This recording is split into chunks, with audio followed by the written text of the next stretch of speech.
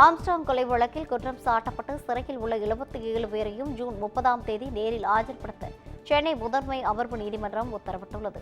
கடந்த 2024ஆம் ஆண்டு ஜூலை 5ஆம் தேதி பகுஜன் சமாஜ் கட்சியின் மாநில தலைவராக இருந்த ஆம்ஸ்ட்ராங் படுகொலை செய்யப்பட்டார். இந்த வழக்கில் நாகேந்திரன், அவரின் மகன் அஸ்வத்தாமன், பொன்னைப்பாலு உள்ளிட்ட 27 பேர் கைது செய்யப்பட்டு சிறையில் அடைக்கப்பட்டனர். இந்த வழக்கு சென்னை அமர்வு நீதிமன்ற நீதிபதி கார்த்திகேயன் முன்பு விசாரணைக்கு வந்தபோது 27 பேரும் சிறையில் இருந்தவாறு காணொலி மூலம் ஆஜராகினர். அப்போது சிலர் தங்களை வழக்கிலிருந்து விடுவிக்க கோரி மனு தாக்கல் செய்தனர்.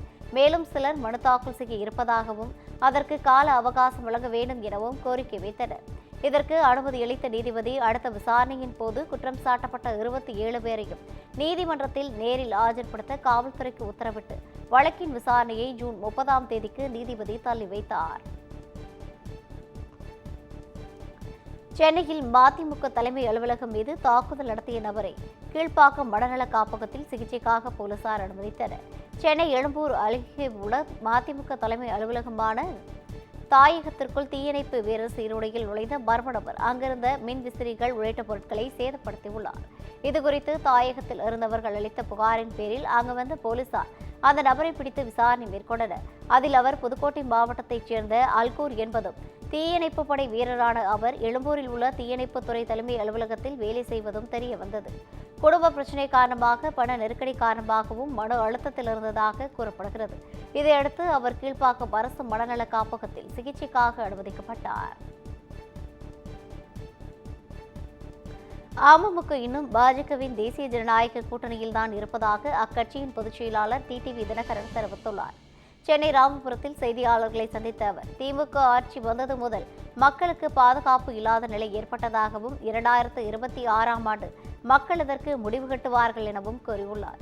2026ஆம் ஆண்டு பாஜக ஆட்சிதான் அமையும் என்றும் அண்ணாமலை கூறியது தொடர்பாக நைனா நாகேந்திரன் தான் பதில் கூற வேண்டும் எனவும், மதுரையில் பாஜக முருக பக்தர்கள் மாநாடு நடத்துவது ஆன்மீகமாக இருந்தாலும் அதனை அரசியல் சார்ந்தவர்கள் நடத்துவதால் அதனை அரசியல் மாநாடு என்றுதான் கூறுவார்கள் என்றும் தெரிவித்தார். மத்திய அரசின் விதிமுறைகள் பின்பற்றப்படாத நிலையில் எப்படி நிதி வழங்க முடியும் என தமிழக அரசை பாஜக மாநில செய்தி தொடர்பாளர் ஆதவன் விமர்சனம் செய்துள்ளார். கடலூரில் பிரதமர் மோடியின் 11 ஆண்டு கால சாதனை விளக்க புத்தக வெளியீட்டு விழா நடைபெற்றது. இந்த நிகழ்ச்சியில் பாஜக மாநில செய்தி தொடர்பாளர் ஆதவன் கலந்து கொண்டு புத்தகத்தை வெளியிட்டார். பின்னர் செய்தியாளர்களை சந்தித்த அவர், மக்களிடம் அரசியல் செய்ய வேண்டும், மத்திய அரசை குறை கூற வேண்டும் என முதலமைச்சர் மு.க.ஸ்டாலின் அரசியல் நாடகம் நடத்தி வருவதாக தெரிவித்தார். மத்திய அரசின் விதிமுறைகளை கடைபிடிக்காமல் எப்படி ஒரு திட்டத்திற்கான நிதியை பெற முடியும் எனவும், மத்திய அரசின் விதிமுறைகளை மாநில அரசு கடைபிடிக்கவில்லை என்றால் எப்படி நிதியை வழங்க முடியும் என்றும் கூறியுள்ளார். சென்னை மதுரவாயிலில் சட்டவிரோதமாக குட்கா மற்றும் மது பாட்டில்கள் வைத்திருந்த 2 பேரை போலீசார் கைது செய்தனர். மதுரவாயில் பகுதியில் சட்டவிரோதமாக குட்கா மற்றும் மதுபானங்கள் விற்கப்படுவதாக போலீசாருக்கு தகவல் கிடைத்தது. இதையடுத்து போலீசார் ரோந்து பணியில் ஈடுபட்ட போது சந்தேகத்திற்கு இடமாக நின்று கொண்டிருந்த 2 பேரை சோதனை மேற்கொண்டனர். அப்போது அவர்களிடம் குட்கா மற்றும் மதுபாட்டில்கள் இருப்பது தெரிய வந்தது. இதையடுத்து இருவரையும் கைது செய்த போலீசார் அவர்களிடமிருந்து 23 கிலோ குட்கா மற்றும் 14 மதுபாட்டில்களை பறிமுதல் செய்தனர். நான் போடும் பதவிதான் கடைசி வரை, உங்களை யாராலும் மாற்ற முடியாது என ஆலோசனை கூட்டத்தில் பாமக நிறுவனர் ராமதாஸ் கூறியதாக பாமக கரூர் மாவட்ட செயலாளர் பாஸ்கர் தெரிவித்துள்ளார். மகன் அன்புமணியுடன் ஏற்பட்ட கருத்து வேறுபாட்டை தொடர்ந்து தைலாபுரம் தோட்டத்தில் பாமக நிர்வாகிகளுடன் டாக்டர் ராமதாஸ் தினசரி ஆலோசனை கூட்டம் நடத்தி வருகிறார். திங்கட்கிழமை தென் மாவட்டங்களைச் சேர்ந்த 17 மாவட்ட செயலாளர்கள் மற்றும் மாவட்ட தலைவர்கள் ஆலோசனை கூட்டம் நடைபெற்றது. இதன் பின்னர் வெளியே வந்த கரூர் மாவட்ட செயலாளர் பாஸ்கர் செய்தியாளர்களிடம் பேசுகையில், பாமக நிறுவனர் ராமதாஸ் என்ன சொல்கிறாரோ அதனை அனைவரும் செய்ய தயாராக உள்ளதாக தெரிவித்தார். திருச்செந்தூர் கோவில் குடமுழுக்கு தொடர்பான வழக்கில் இந்து சமய அறநிலையத்துறை ஆணையர் பதில் மனு தாக்கல் செய்ய உயர்நீதிமன்ற மதுரை அமர்வு உத்தரவிட்டுள்ளது. வரும் 7ஆம் தேதி திருச்செந்தூர் கோவில் குடமுழுக்கு செய்ய கோவில் நிர்வாகம் அறிவுறுத்த நேரத்தை நண்பகலுக்கு மாற்றவும், அதுவரை கும்பாபிஷேக அழைப்புதல்களை வழங்க இடைக்கால தடை விதித்தும் திருச்செந்தூரைச் சேர்ந்த ஆர். சிவராம சுப்பிரமணிய சாஸ்திரிகள் தாக்கல் செய்த சீராய்வு மனு நீதிபதிகள் ஸ்ரீமதி விஜயகுமார் அமர்வில் விசாரணைக்கு வந்தது.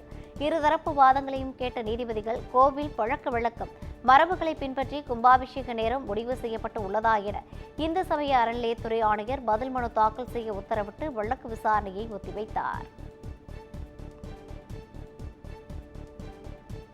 கோவையில் டாஸ்மாக் கடைகளில் மதுபானங்கள் ஸ்கேன் செய்து விற்பனை செய்யப்படும் திட்டம் அமலுக்கு வந்தது. இதற்காக டாஸ்மாக் ஊழியர்களுக்கு பயிற்சிகள் வழங்கப்பட்டுள்ள நிலையில் ஸ்கேன் செய்த பிறகே மதுபானங்களை விற்பனை செய்கின்றனர். இந்த ஸ்கேனிங் முறைக்காக ஒவ்வொரு மது பாட்டிலும் QR கோடு ஒட்டப்பட்டுள்ளது. அதனை ஸ்கேன் செய்த பிறகு மதுபானம் மற்றும் அவற்றின் விலை விவரங்கள் தெரிவிக்கப்படுகிறது. அதன் பின்னரே அந்த மதுபானங்கள் விற்பனை செய்யப்படுகிறது. இந்த ஸ்கேனிங் முறையால் ஒரு கடையில் எவ்வளவு மது பாட்டில்கள் விற்பனை செய்யப்பட்டுள்ளது, அதன் மதிப்பு என்ன என்பது உடனுக்குடன் அதிகாரிகளுக்கு சென்றடையும். பள்ளிகளுக்கு கோவிட் பெட்டகம் கொள்முதல் செய்யப்பட்டதில் மோசடி நடைபெற்றதாக தொடரப்பட்ட வழக்கில் பள்ளிக் கல்வித்துறையின் இணை ஆணையர் தர அலுவலர் விசாரணை நடத்த உயர்நீதிமன்ற மதுரை அமர்வு உத்தரவிட்டுள்ளது. தஞ்சையைச் சேர்ந்த குணசேகரன் என்பவர் தாக்கல் செய்த மனுவில் கொரோனா நோய் தொற்று காலத்தில் தஞ்சையில் உள்ள பள்ளிகளுக்கு முதன்மை கல்வி அலுவலர் தனியார் நிறுவனங்களிடமிருந்து கோவிட் பெட்டகத்தை அதிகமான விலை கொடுத்து வாங்கியதாக தெரிவித்துள்ளார். இது அரசுக்கு மிகப்பெரிய வருவாய் இழப்பு என்றும் கோவிட் பெட்டகம் கொள்முதல் செய்வதில் நடைபெற்ற மோசடி தொடர்பாக விசாரிக்க தமிழக லஞ்ச ஒழிப்புத்துறையினர் இயக்குநருக்கு உத்தரவிட வேண்டும் என்றும் கூறியிருந்தார்.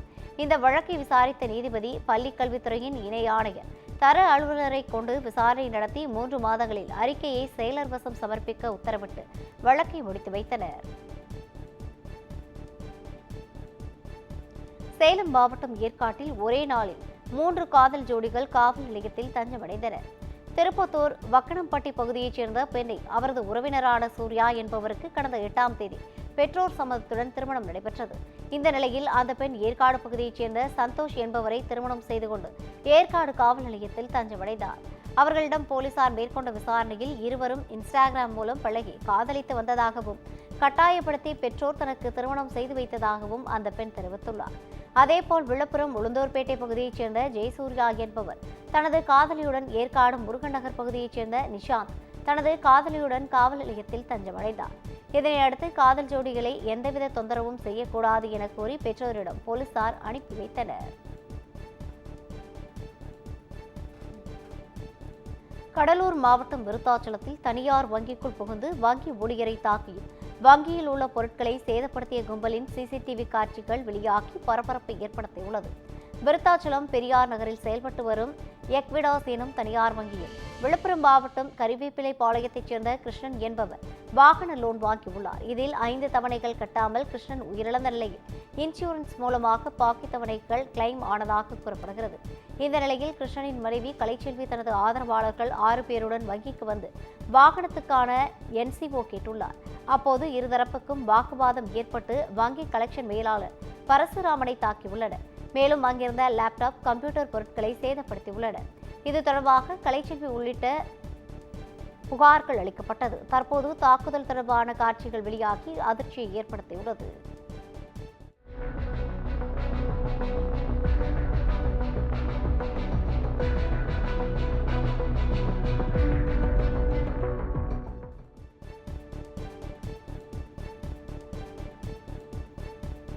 கடலூர் மாவட்டம் பண்ருட்டி அருகே 80 வயது மூதாட்டி கூட்டு பாலியல் வன்கொடுமை செய்யப்பட்ட சம்பவம் அதிர்ச்சியை ஏற்படுத்தியுள்ளது.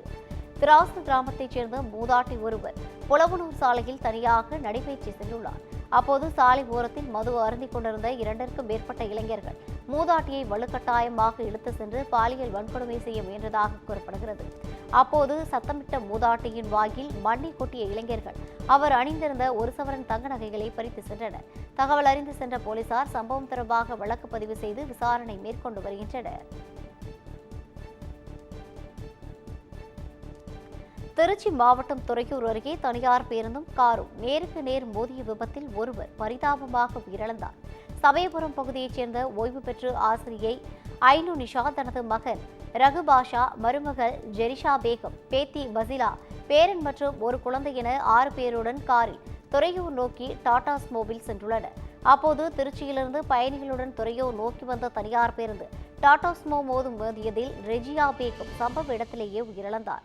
ஐனு நிஷா உள்ளிட்ட 4 பேர் பலத்த காயத்துடன் திருச்சி தனியார் மருத்துவமனையில் அனுமதிக்கப்பட்டனர். நல்வாய்ப்பாக ஒரு குழந்தை காயமின்றி உயிர் தப்பியது. விபத்து தொடர்பாக புலிவலம் போலீசார் விசாரணை மேற்கொண்டு வருகின்றனர்.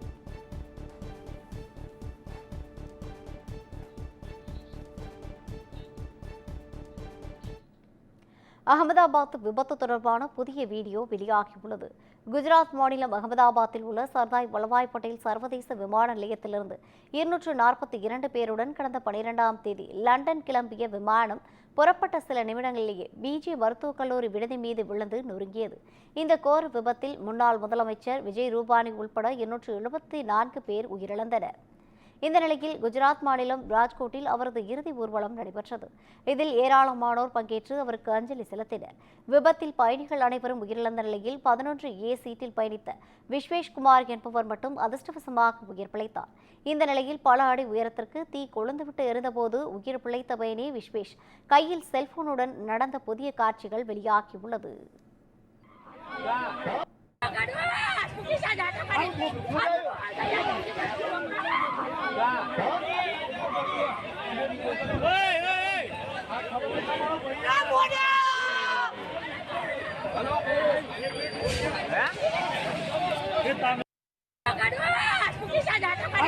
Halo.